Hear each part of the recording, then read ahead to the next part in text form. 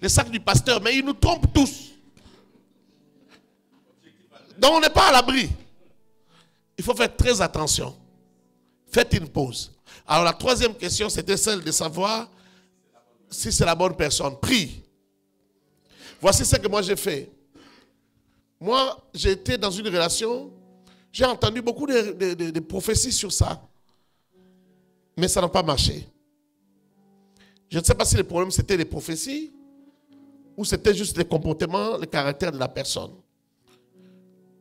Alors je conseille aux gens, et c'est ce que moi j'ai fait, en matière de mariage, n'écoute pas les prophéties. Je ne suis pas contre les prophéties.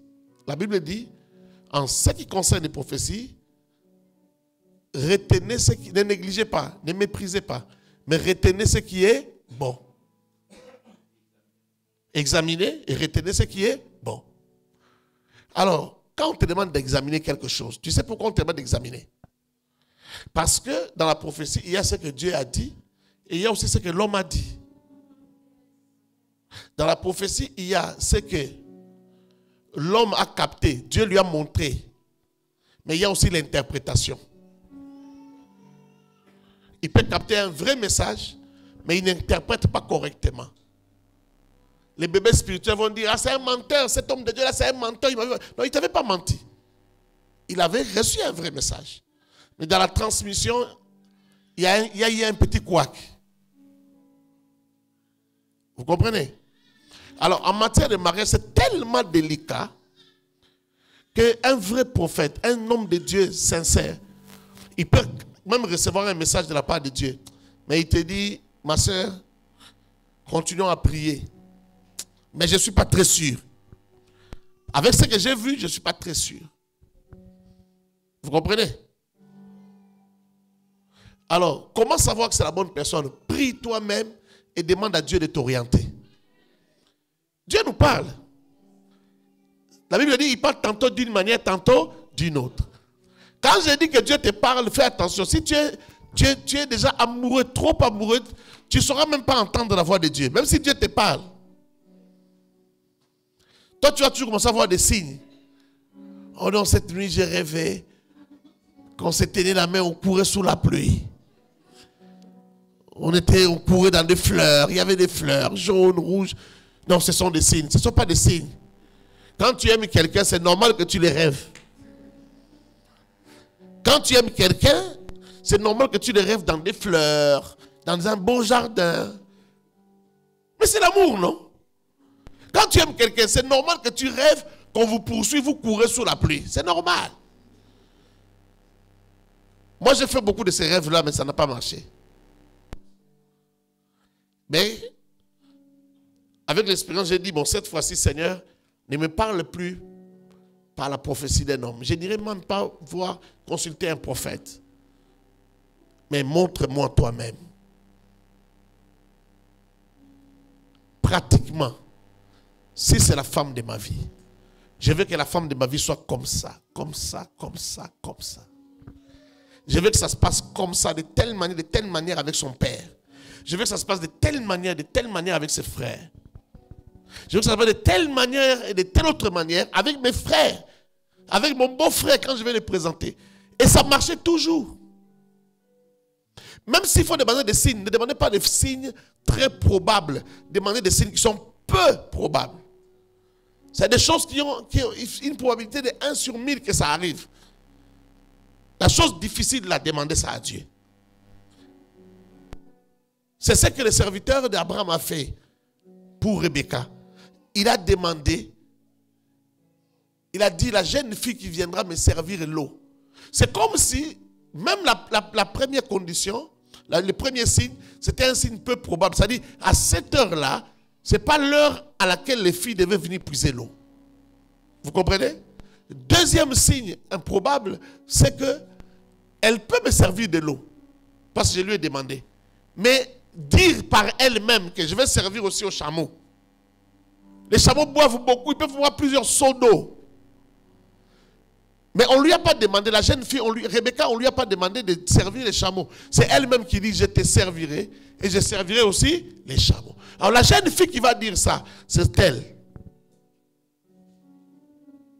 Donc ces signes-là, pendant qu'il venait chemin faisant, il a demandé à Dieu. Et Dieu l'a accompli. Tu sauras si c'est la femme de ta vie. Un jour, j'ai pris la main de ma femme. On était des amoureux. On n'était même pas encore fiancés officiellement.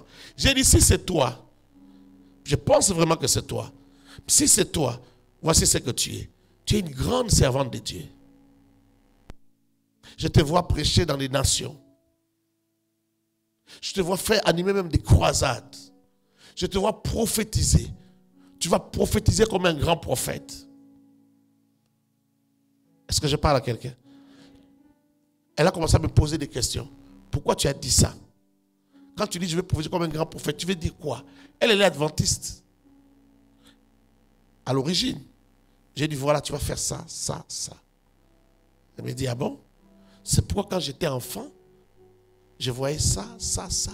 J'avais souvent des visitations, des visions. J'ai dit ah oui. Ça renforce ma conviction. C'est toi. Est-ce que je parle à quelqu'un? Tout ce que j'avais dit est arrivé.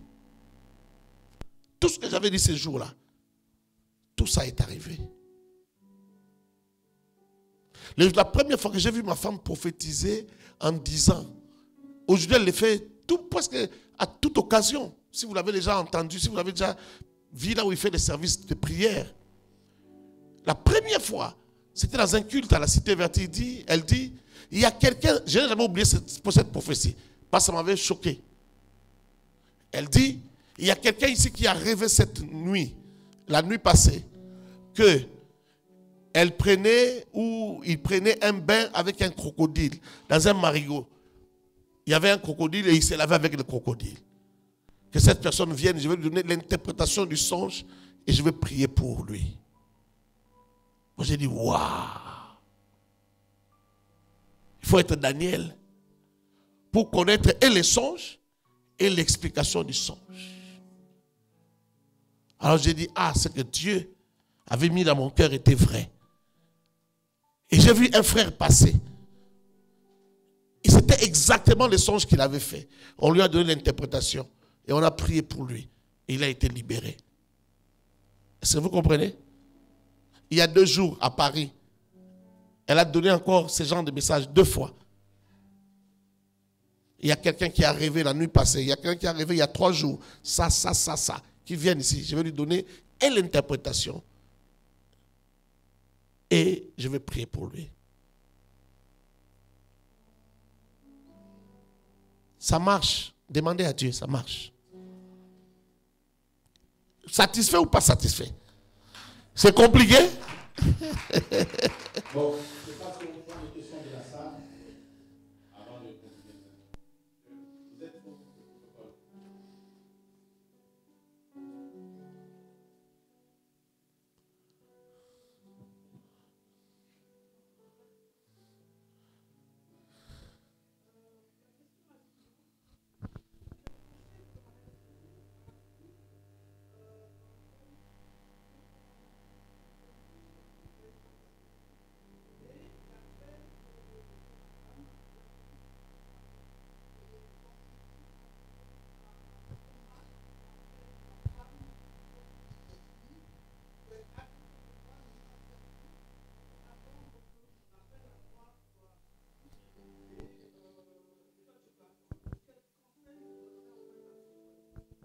Je ne sais pas s'ils sont là.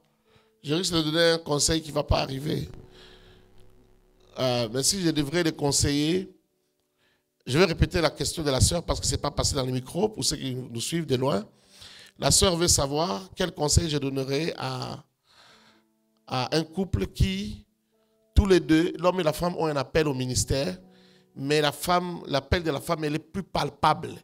C'est-à-dire, on sent que c'est percutant. Ça donne. Il y a déjà du tonus. Mais l'homme, c'est encore un peu titubant et l'homme veut que la femme se soumette. Il dit, sois soumise. Diminue un peu, frère. Sois soumise, suis-moi d'abord. Je dirais à cet homme, deviens un grand esprit. Sois un homme vraiment avec H majuscule. Un homme, un vrai homme, ne brime pas sa femme, n'étouffe pas la grâce qu'il y a dans sa femme. Moi, j'ai laissé la grâce de ma femme s'exprimer. Non, je vais bien dire ça. Je n'ai pas seulement laissé sa grâce s'exprimer, j'ai incité sa grâce. J'ai allumé sa grâce. Est-ce que vous comprenez? Moi j'aime les grâces. C'est merveilleux de contempler les grâces.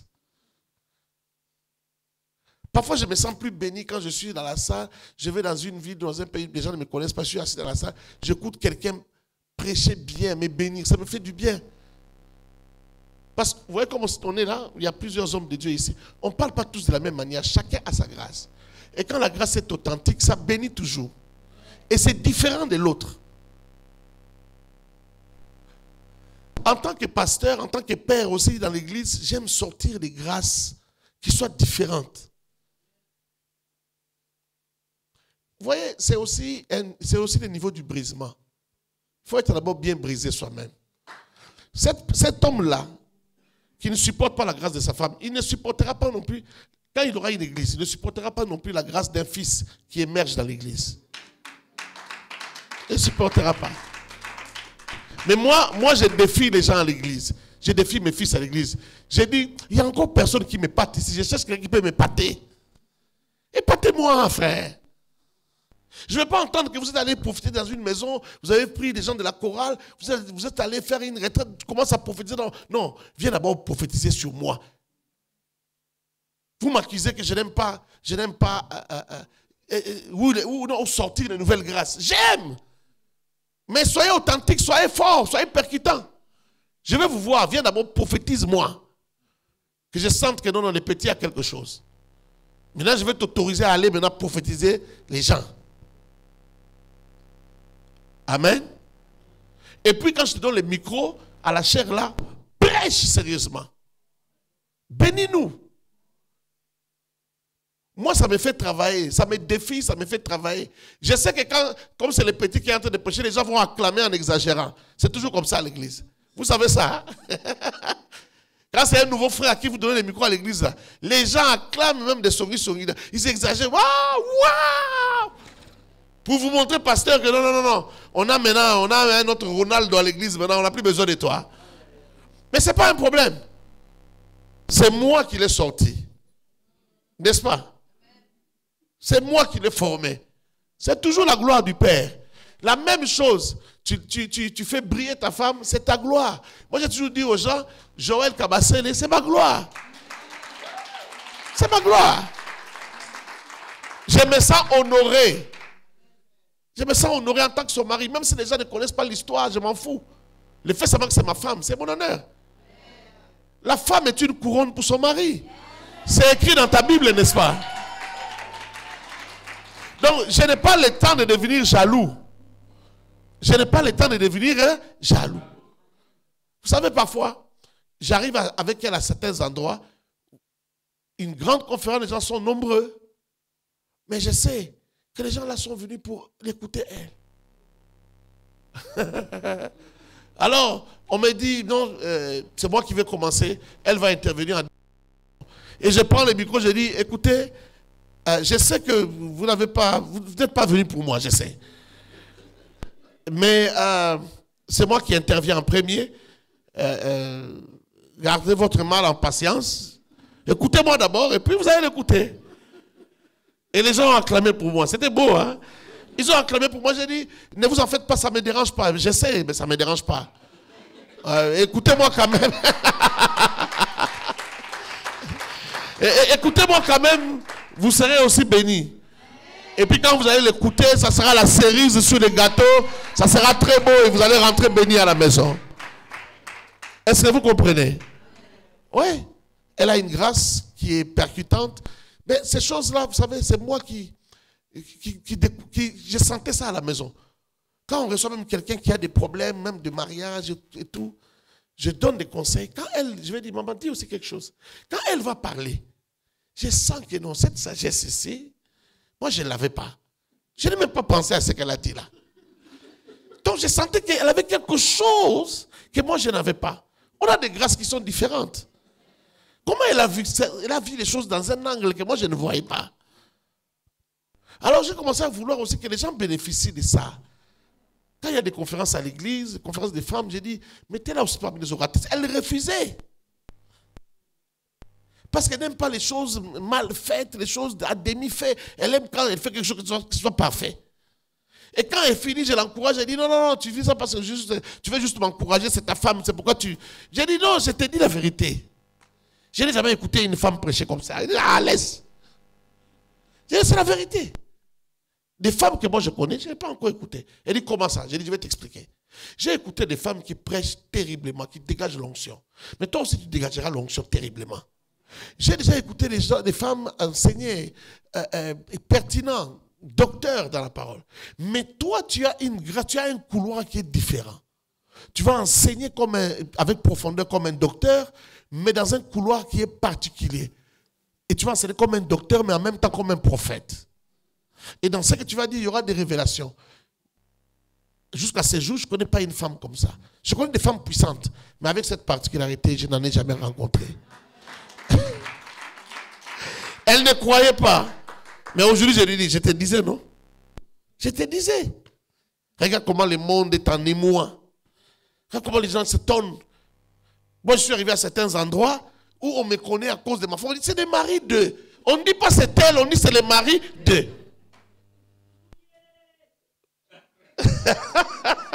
Et puis quand on dit c'est le mari d'eux, c'est pour me faire du bien, c'est pour me servir. J'ai dit dans le monde, que ce soit en Amérique, dans les continents américains, que ce soit en Europe, que ce soit en Afrique. Je peux me retrouver à Genève, là, au truc, à la gare. Quelqu'un vient, c'est les maris de maman Chouet. Il dit, oh Seigneur, Seigneur, Seigneur. Elle faut se dire, oh Seigneur. Papa, je peux te toucher. Papa, est-ce que je peux te toucher? Si ça t'arrive, ça va te faire quoi? Ça fait chaud au cœur, hein? Ça ne fait pas la jalousie. Et je me rappelle d'où on vient. Comment elle s'asseyait toujours derrière, elle ne voulait même pas s'asseoir devant. Pourtant, elle avait un dépôt, elle avait quelque chose. Donc, cet homme-là, je l'exhorterai à la maturité. C'est juste un problème de maturité. Si tu combats ta femme, je ne sais pas quel genre de personne tu es.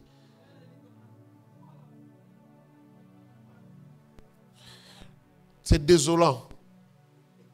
C'est vraiment désolant. Cette soumission-là, elle est vraiment désolante, quoi. C'est triste. Quel gaspillage pour le royaume. Quel gaspillage. Si tu veux être percutant comme ta femme, prie beaucoup, gêne beaucoup, cherche aussi Dieu.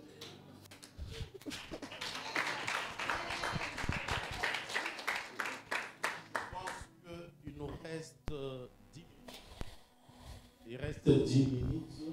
On va gérer. Il y a une question là. Je balaye tout ce que moi je me réfléchis et puis je laisse la question là. Je balaye rapidement. Quand on parle de femmes soyeuses soumises, j'aimerais savoir des exemples. C'est quoi réellement être une femme soumise? Et une autre question. Quand l'homme demande quelque chose à la femme, par exemple, j'aime pas que tu parles à telle personne, j'aime pas que tu vas à tel endroit, la femme change directement. Mais quand c'est à la femme qui demande à l'homme, elle commence à dire tu es jalouse, tu n'es pas, tu ne peux pas me demander ceci ou cela. Et comment on peut aborder ce sujet? Une autre question. J'entends beaucoup de J'entends beaucoup de je balaye tout ce que j'ai appris. Nous sommes chrétiens, mais la plupart de jeunes refusent d'affronter la belle famille à cause de d'autres exorbitants. Comment faire avec des familles dont il y a des questions? Les jeunesses veulent se marier, ça le Seigneur, mais ils ont du mal à cause de d'autres qui sont exorbitants. Deuxièmement, comment faire parce qu'il y a des familles qui découragent le mariage et ceux qui ont de mauvais souvenirs de couple de leur famille. Voilà un peu, et je crois que... Bon, est-ce que je peux essayer de répondre en deux phrases? Oui, avant de prendre la question là-bas, en deux phrases pour chaque question. Je me souviens de la question qui parle de la soumission. La soumission, c'est quoi? La soumission, c'est le fait d'être en dessous de quelqu'un. C'est-à-dire, c'est une autorité au-dessus de toi. C'est que lui prend comme décision en dernier lieu, ce n'est plus discutable. C'est ça la soumission. Ça fait mal, hein? Mais c'est ça. C'est ça la soumission. C'est-à-dire, vous pouvez débattre, vous pouvez discuter, mais la dernière décision lui revient. C'est ça la soumission. Si tu acceptes ça, c'est ça la soumission. La deuxième question, celle de savoir, l'homme, quand il te demande de faire ceci, toi tu acceptes, ne va pas là-bas. Mais quand on demande à l'homme, oui, parce que l'homme est le chef.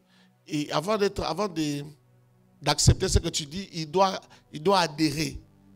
Il doit comprendre le bien fondé de ce que tu dis. Et là, parfois, ça pose un grand problème. Parce que la femme aussi a une intelligence que l'homme n'a pas. La femme a une intelligence particulière. C'est ce qui fait, ça fait la complémentarité. L'homme et la femme n'ont pas été créés de la même manière. Ils sont complémentaires.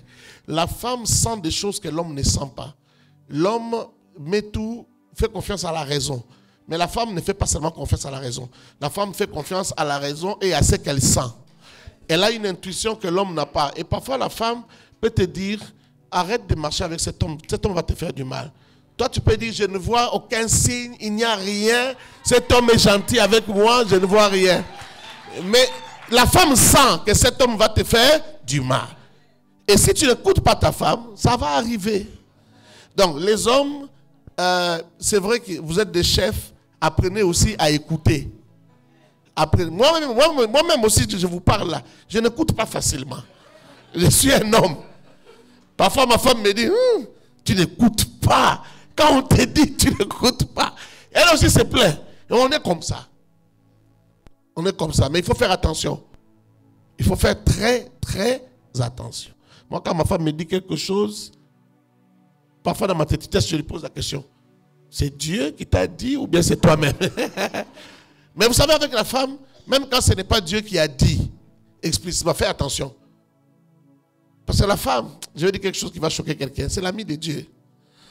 La femme a une intuition, elle peut capter Dieu sans que Dieu ne lui parle. Elle peut capter des choses à venir sans que Dieu ne lui parle. Donc il faut toujours faire attention. L'autre question c'était...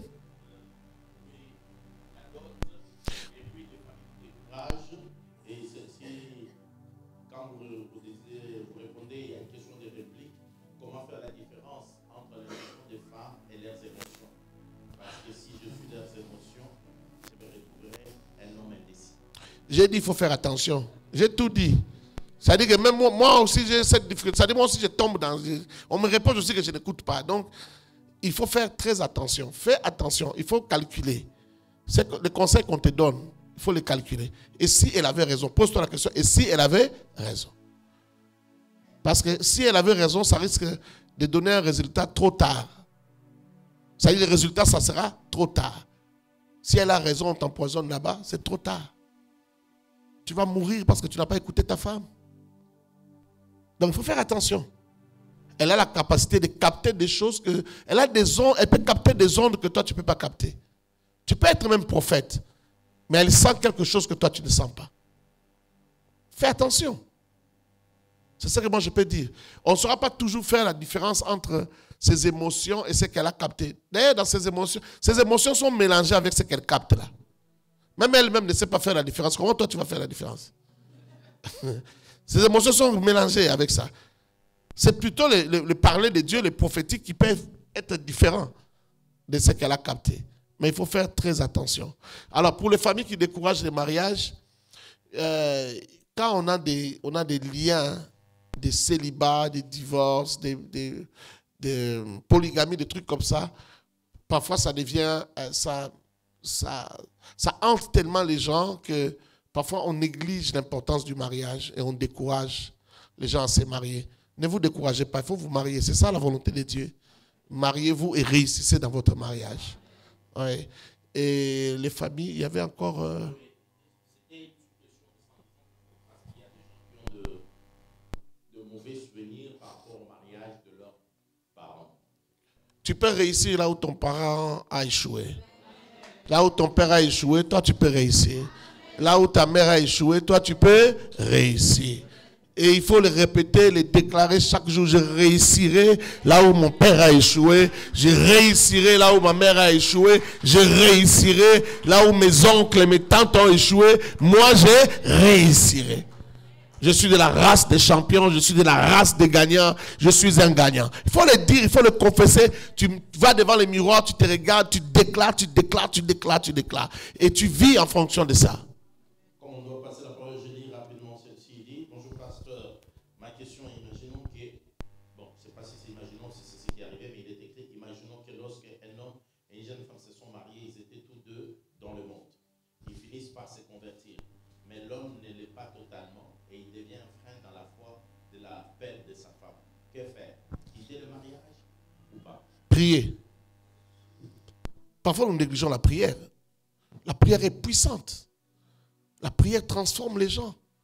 La prière touche même des nations. La Bible déclare que les cœurs de rois sont comme des courants d'eau dans la main de l'Éternel. Et l'Éternel les incline où il veut. Donc, prie pour le cœur de ton mari. Prie beaucoup. Jusqu'à ce que tu vois les changements. C'est possible. Mais déjà, tu as dit que il n'est pas vraiment, mais il est déjà dedans. Ça devient encore plus facile. Prie. Tu vas quitter un homme qui est en train de se convertir. Si on t'avait dit avant, ne te marie pas, attends 10 ans, est-ce que tu allais écouter? Et pourtant, cet homme-là avait besoin de 10 ans pour se transformer.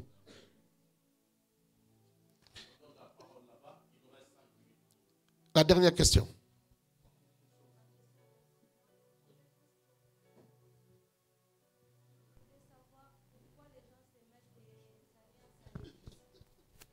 C'est tout?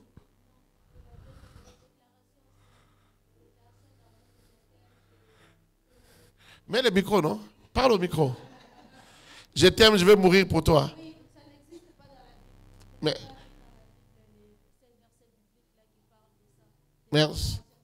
merci beaucoup. C'est une question intelligente. Mais moi aussi, je peux te poser une question. Tu es converti depuis combien de temps? Ça fait longtemps. C'est très bien. Je vais répondre. Donnez le micro à l'homme de Dieu, comme ça je vais répondre en une fois. Bonsoir. Bonsoir, bonsoir. Une question. Est-ce que la soumission a des limites? Par exemple, une femme qui a épousé un homme qui est patron. Et l'homme va boire, il fait la nuit, il se réveille dans le lit. À 4 heures du matin, il demande à sa femme d'aller faire du foufou. Est-ce que la femme doit se soumettre pour s'élever et aller faire du foufou? Voilà ma question. Merci beaucoup. Je commence par la dernière question.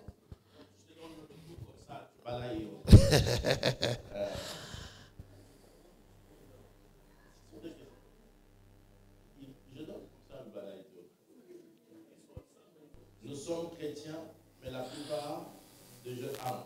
Comment conseiller un couple qui sont hypocrites dans leurs finances et que chacun a son compte? Une autre question, est-ce que le pardon a des limites? Ou bien on peut pardonner tout? Est-ce que tout se pardonne dans un couple?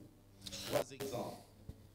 Un mariage où il y a la violence. Est-ce qu'on doit pardonner? Et sans oublier une femme qui trompe. Est-ce que c'est pardonnable? Et est-il possible de pardonner jusqu'à mettre sa vie en danger? Ou faut-il pas fuir pour sauver sa vie? Merci beaucoup. Je commence par la dernière question. Est-ce que tout est pardonnable? Oui. Suivez-moi très bien ici. C'est très important. Il y a la vie et la mort dans cette question-là. Tout est pardonnable? Oui. On doit tout pardonner pour son propre bien. Pour ne pas être prisonnier de la haine. La haine, ça détruit. La rancune, ça détruit. Il faut être libre par rapport à ça. Il faut aussi être libre par rapport à Dieu. Quand tu ne pardonnes pas, Dieu ne te pardonnera pas. Tout se pardonne. Maintenant, la question, elle est ailleurs. La question, c'est, est-ce que dans tout ce qu'on peut se faire comme mal dans un foyer, il faut toujours rester là? Là, maintenant, c'est au cas par cas. Quand un homme te bat jusqu'à t'évanouir, tu es hospitalisé parce que l'homme t'a battu. Il ne faut pas rester, il faut partir. Nous sommes arrivés à la fin. Ma soeur, ça sert à rien de t'élever. Nous sommes arrivés à la fin. J'ai fini. Écoute-moi, je suis arrivé à la fin. Ne partez pas. Mais j'ai dit dans les mariages, quand c'est dans ces cas-là, il faut partir. Vous comprenez, hein? Parce que tu vas mourir. Tu souffres d'une femme qui ne veut plus de toi. Tu souffres. Tu commences à tomber malade. Dans le passé, on disait aux gens qu'il ne faut jamais divorcer. Mais par expérience maintenant, après toutes ces années, on a vu des frères mourir. On a vu des pasteurs mourir. Moi, j'ai un ami qui est mort. Il y a quelques années ici. J'ai un ami qui est mort. Il a perdu sa vie. Parce que lui disait, je ne serai jamais un ex-marié. La famille de la femme est venue au niveau de Kinshasa. Et il vivait à Londres. La femme, au niveau de Kinshasa, la famille de la femme est allée voir la famille de l'homme pour dire, on ne veut plus. Dites-nous, qu'est-ce qu'on peut vous remettre comme facture? Le papa de l'homme, un ancien prêtre, a vu l'homme de Dieu qui était présenté un peu comme le mentor de son fils. Il a dit, papa Soumbé, j'étais appelé pour savoir. Nous, dans les catholiques, nous, on fait comme ça. Déjà, nous, on ne se marie pas. Chez vous, c'est comment? Regardez le cas de mon fils. Moi, je ne peux pas traiter de ce cas parce que je ne suis pas pasteur comme vous. On fait comment? Papa Soumbé m'a appelé. Il m'a dit, Timothée, on fait comment? Il dit, je crois qu'il faut que l'homme de Dieu se remarie. Moi, j'ai dit, oui, c'est une bonne idée. Je lui ai même dit, sinon il va mourir. Parce qu'on avait déjà opéré l'estomac, on a coupé une partie. Et il y avait une deuxième opération qui s'annonçait. Et ces opérations, il fallait les faire à l'étranger.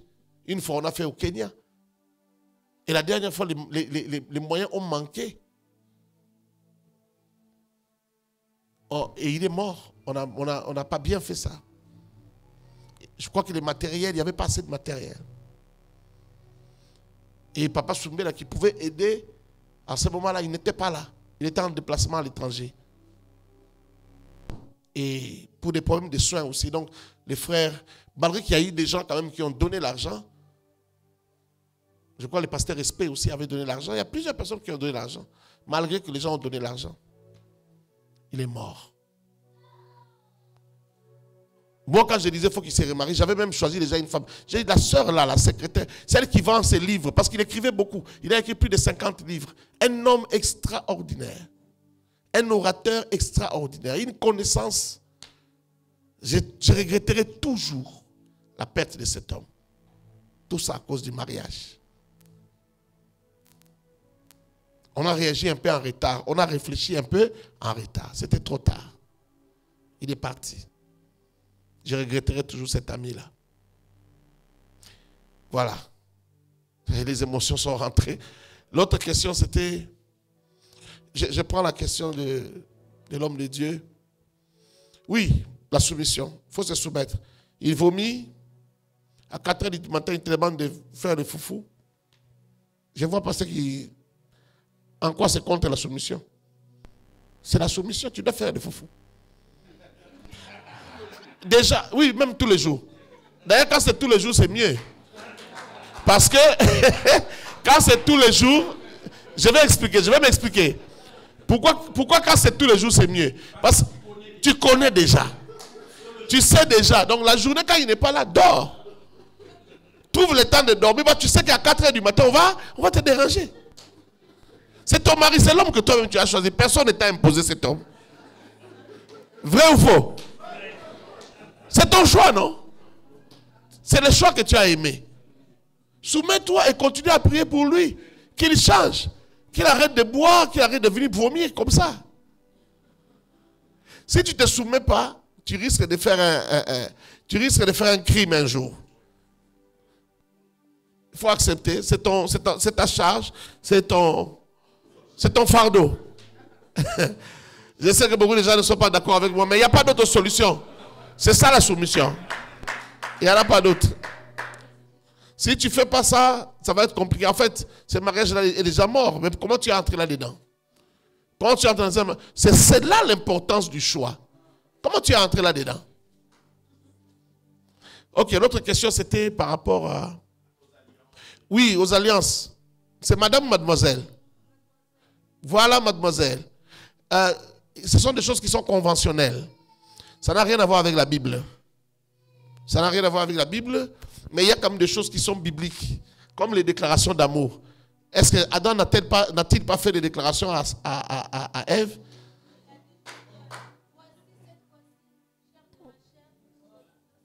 Tu veux que nous puissions copier seulement ce qu'Adam a dit? Ah bon? C'est dans la Bible, mais c'est une formule. Ça veut dire ceci. Écoutez-moi, s'il vous plaît. Ça veut dire ceci. Ça veut dire que Adam était limité dans son amour, c'est l'expression de son amour. Et d'ailleurs, l'étendue de tout ce qu'il a voulu dire dans ces quelques deux phrases, il n'y a que lui qui maîtrise ça. Mais moi, je refuse de parler comme Adam. Moi, j'ai aussi je dois m'exprimer, je dois être authentique. Je ne suis pas Adam. Je dois être... Attends, maman. Je dois m'exprimer. Regarde, quand nous laissons à l'église, parce qu'il y a aussi des églises qui donnent des phrases aux gens à dire. Il y a aussi des églises qui donnent des phrases aux gens. Moi, par exemple, chez moi, je ne donne pas de phrases. Je donne le micro à la personne qui s'exprime, qui dit ce que lui ressent. Parce qu'Adam a dit ce que lui ressentait.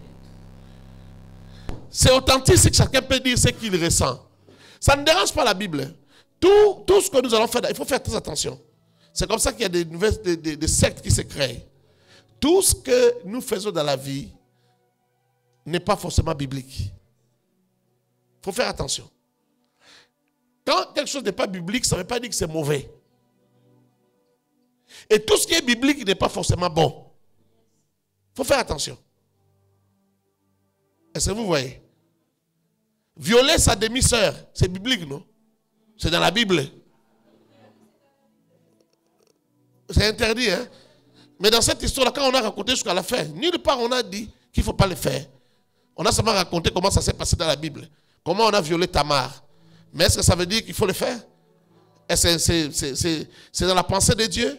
Donc, biblique ou pas biblique ne veut pas dire faux ou vrai, ou mauvais ou bon. Il faut faire attention.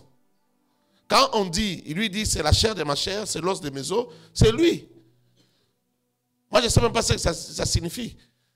C'est parce que je suis pasteur, j'essaie de décoder ce que ça veut dire. Mais moi, ça ne me fait pas vibrer de l'intérieur quand je dis à ma femme, tu es l'os de mes os, la chair de ma chair. Ça ne me fait rien. Moi, je dois trouver autre chose. C'est vrai, non? Maintenant, par rapport aux alliances, c'est une convention d'hommes. Vous pouvez les mettre ou ne pas les mettre. Mais c'est dans la convention, on veut qu'on mette. Et ça nous aide. Ça nous aide à savoir que ça c'est une femme mariée, je ne veux pas lui faire la cour. Ça c'est une femme célibataire comme moi, si je suis célibataire, je vais aller là-bas. Ça nous aide seulement. Mais ce n'est pas... il n'y a pas une onction, une grâce, quelque chose dans l'anneau, non. Moi quand j'ai béni le mariage, j'ai dit, ce sont des anneaux fabriqués de mains d'hommes. Voilà pourquoi nous les purifions, nous les sanctifions avant de les introduire. Ce sont juste des signes d'alliance. Mais ce n'est pas l'alliance. C'est ce que nous disons. On a fini? Oui? Bonsoir, pasteur. Bonsoir. C'est la dernière. Oh, oui, vas-y, je vais répondre aux finances. Généralement, les femmes ont la facilité de parler de nos blessures intérieures. De nos blessures intérieures. Ce qu'on a pu vivre ou autre. Mais les hommes ont cette difficulté-là de pouvoir parler de leurs blessures intérieures. Ça peut avoir dans le foyer, mais également dans l'éducation des enfants. Comment aborder les blessures intérieures plus des hommes, puisque les femmes ils ont plus la facilité à en parler. C'est une très bonne question, mais une question aussi très, très délicate. Parce que les blessures intérieures, comment les aborder? Moi, je conseillerais d'exposer cette personne à la parole de Dieu. Il faut l'amener à l'église, qu'il écoute la parole. Et exposé à la parole de Dieu, il trouvera les moyens, il trouvera un tiroir où il peut placer ces choses-là. En écoutant la parole, un jour, il va dire, pasteur, j'ai quelque chose à te dire. Il va sortir ces choses.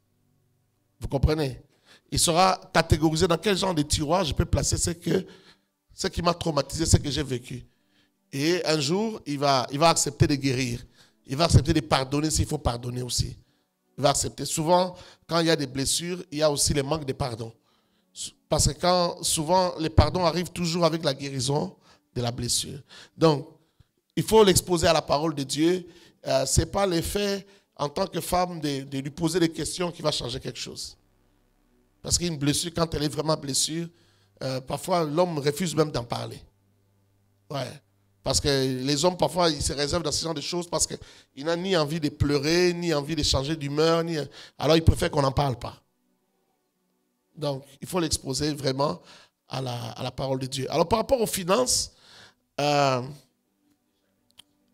oui, je veux dire à ces deux personnes de cesser avec l'hypocrisie, mais vous n'êtes pas forcément obligé d'avoir un seul compte. Je vais vous expliquer. Dans les mariages, moi j'ai appris ceci. Dans les mariages, avec mes parents biologiques, j'ai appris qu'il faut mettre tout ensemble. Il faut mettre tout ensemble et on gère. La maman gère. Parce que ma maman, elle était un peu comme mon père. Déjà, ils se mettaient d'accord. Ils ne se tiraillaient pas pour l'argent parce qu'ils avaient la même philosophie. Ils étaient très économes. Ils épargnaient à l'excès. Nous, quand on était enfants, je ne me rappelle pas une seule fois qu'on nous a amenés même au restaurant. Parce que ces deux-là épargnaient à l'excès. Ils ont acheté des parcelles, ils ont construit des maisons, mais ils ne nous ont jamais amenés au restaurant. Est-ce que vous comprenez? Il y a des choses qu'ils n'ont pas fait pour nous. Mais ils considèrent que ce qu'ils ont fait, c'était les meilleurs choix. Ils épargnaient beaucoup. Ça marche. Maintenant, il y a des couples qui ne sont pas comme ça, comme mes parents. Il y a des couples qui, la femme épargne mieux. La femme gère mieux les finances. L'homme est dépensier. Dans ce genre de cas, prends tout ce que tu as. Donne à ta femme qu'elle gère. Parce qu'elle gère mieux. Donc c'est au cas par cas. Vous êtes dans un couple où c'est l'homme, c'est la femme qui gère mieux. Avant, le premier coup, c'était quoi? Maintenant, c'est l'homme. L'homme gère mieux. Maman, même tout ce que tu gagnes là, n'est pas mal au cœur. Enlève juste l'argent des poches. Le reste, donne à papa qui gère. C'est le meilleur gestionnaire de votre famille et il va faire mieux pour le bonheur de la famille. Est-ce que vous comprenez? Maintenant, si vous constatez que vous deux, il n'y a pas de problème, vous êtes comme mon père et ma mère, alors mettez tout ensemble dans un seul compte. Chacun a confiance à l'autre, il n'y aura pas de dispute, vous avez le même choix. Vous faites le même choix. Quand vous vous entendez, vous causez, ce que vous vous entendez, c'est ce que vous faites. C'est facile aussi. Est-ce que vous comprenez? Moi et ma femme, je ne vais pas vous cacher ça, je l'ai dit parfois dans mes prédications, moi et ma femme, on a choisi de gérer deux comptes différents. Comme ça, on ne donne pas l'accès au diable de se disputer. Non, parce qu'on n'a pas les mêmes résolutions en matière de finances.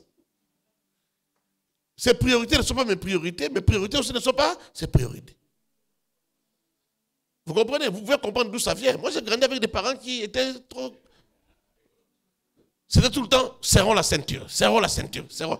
Quelque part, ça m'a abîmé, vous comprenez? Quelque part, c'était toujours serrer la ceinture, serrer la ceinture. Donc, j'ai un background qui fait que parfois, quand ma femme achète des chaussures, des habits pour mes enfants, je vérifie d'abord toujours. Quand on est dans une boutique, je regarde toujours l'étiquette, je regarde d'abord le prix. Est-ce que vous comprenez? Ma femme, parfois, j'ai constaté, est-ce que tu as regardé les prix? Oh non, je regarderai après à la caisse. Mais comment? Pour moi, c'est impossible. Comment tu as pris les choses, tu as mis dans les paniers, mais tu n'as pas regardé? Ah! mais c'est ça. Pour moi, c'est très grave. Alors, première résolution, chacun gère ce qu'il a en main. Quand il y a des besoins communs, on s'entend. Bon, telle chose, on fait ça ensemble. Telle chose, les charges sont séparées. Occupe-toi des études des enfants, occupe-toi de ça, de ça. La bouffe, la nourriture de la maison, tous les fonctionnements de la maison et les habits des enfants, elle s'en occupe. Et elle ne se plaint pas. Quand Covid est arrivé, elle m'a dit, chérie, je n'y arrive pas. J'ai dit, ok, on va mettre tout ensemble, on va s'entraider parce que ça ne va pas. Nous, pendant la Covid, on a souffert, c'était compliqué. Est-ce que vous comprenez? Parce que dans un premier temps, au début de la Covid, là, on a d'abord voulu aider les plus vulnérables. On pensait que ça allait continuer, on distribuait les riz, les vivres à l'église pour les gens qui étaient dans les besoins. Mais à un certain moment, nous, toutes nos réserves, nos provisions commençaient à tarir et il n'y avait personne pour nous soutenir, nous. Donc après, c'est devenu un peu compliqué. Alors, vous voyez, dans chaque couple, il y a une manière de faire. Et nous, on fait comme ça, on n'a pas de discussion, on ne se dispute pas. Quand elle tient à ce que je l'accompagne, j'aime pas l'accompagner quand elle fait les achats.